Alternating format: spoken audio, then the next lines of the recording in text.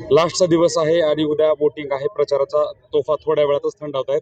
या ठिकाणी धीरजी देशमुख काँग्रेसचे नेते यांची भव्य मोठी रॅली इथं संपन्न झाली. उदगीर शहरामध्ये नगर परिषदेपाशी इथं सांगता झालेली आहे. आपण त्यांच्यासोबत चर्चा करू. सर, काय सांगाल, आजचा रिस्पॉन्स कसा वाटला तुम्हाला? अतिशय चांगला प्रतिसाद लोकांच्या माध्यमातून मिळतोय. सामान्य जनता रस्त्यावर उतरून हे सांगते की ही निवडणूक लोकशाहीची आहे, संविधान संरक्षणाची आहे आणि सर्व धर्म समभाव ह्या सर्वांना एकत्र घेऊन उद्याच्या दिवशी मतदान करून काँग्रेस पक्षाचे उमेदवार नगराध्यक्ष पदाचे व त्या भागामध्ये नगरसेवक पदाचे हे बहुमतानं विजयी होतील आणि परत एकदा लोकांसाठी उभी राहिलेली चळवळ जी काँग्रेस आपण म्हणतो त्यांच्या माध्यमातून येणारे आपले उदगीरचे प्रश्न असतील आणि येणारा विकास काम त्यांच्या माध्यमातून पूर्ण करून घेतील. आधी रेणापूर आणि नंतर आता निलंगा, दोन्हीकडल्या निवडणुका कॅन्सल झाल्यात. याकडे आपण एक नेता म्हणून कसं बघता?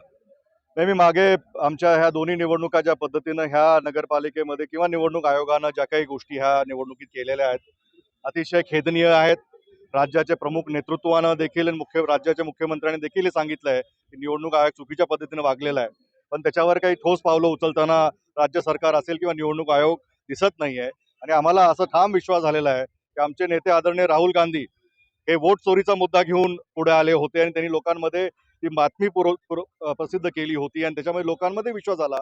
पण आता हे लातूरमधून आणि महाराष्ट्रामधून निवडणूक चोरी करण्याचा पॅटर्न हा सत्ताधारी पक्षाने निवडणूक आयोगानं सुरू केलेला आहे असं आता जनतेला वाटू लागलेलं आहे. शेवटचा प्रश्न की या माध्यमातून उदगीरकरांना, उदगीरच्या जनतेला काय सांगू इच्छिता, काय सांगू?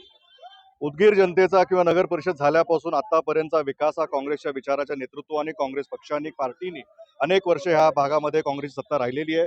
कार्यकर्ते आणि सगळी जनता त्याच्या माध्यमातून झालेला आहे. उदगीरचे अनेक प्रश्न जे आता नागरिकांचे आत्ताच्या निवडणुकीच्या माध्यमातून असतील आमच्या जाहीरनाम्यातून आम्ही ते प्रसिद्ध केलेले आहेत आणि लोकांच्या सामान्य लोकांच्या विकासासाठी आमची काँग्रेसची टीम, महाविकास आघाडीची टीम येणाऱ्या काळामध्ये काम करेल.